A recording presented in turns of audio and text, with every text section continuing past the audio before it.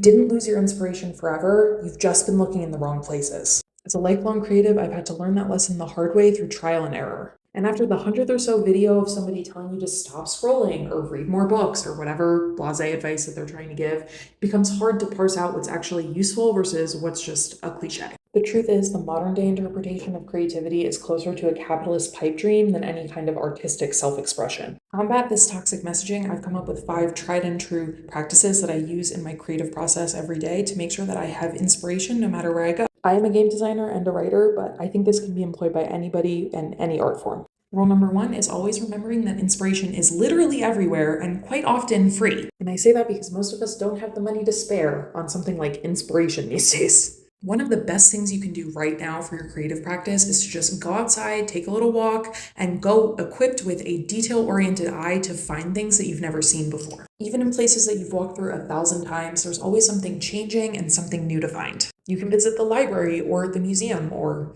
possibly even YouTube and find a documentary that you want to watch that's 3 hours long on a very niche subject.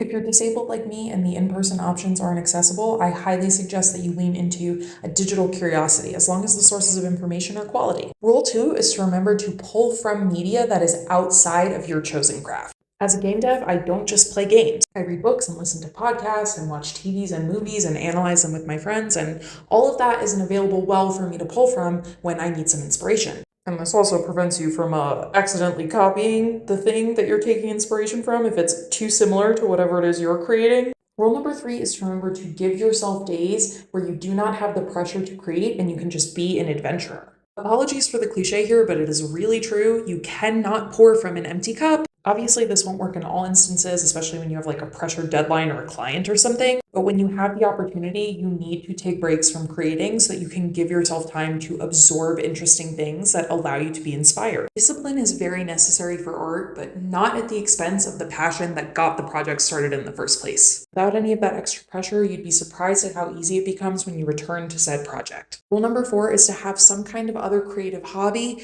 that you don't post online and don't monetize. My current just for me craft is stamp carving, and it is going amazing. Thank you for asking. But yeah, you just want to have a private outlet that you can explore your creativity that doesn't have the added pressures of performing for other people or performing to earn profit. Like the last rule, this one is about easing up on the pressure and allowing yourself to just be creative freely without worrying about what other people think. And last but certainly not least, my rule number 5. When in doubt, if you are just at absolute DEFCON 1 and have no inspiration left whatsoever, I recommend either diving into an unknown subject that you've been curious about but haven't started studying.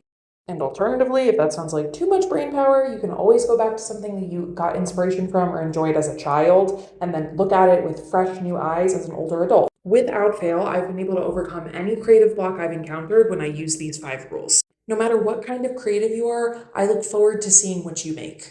And remember, you are not a failure for experiencing a block. All of us go through it as creatives, and you will get through it yourself. Follow for more game development, writing, and creativity in general.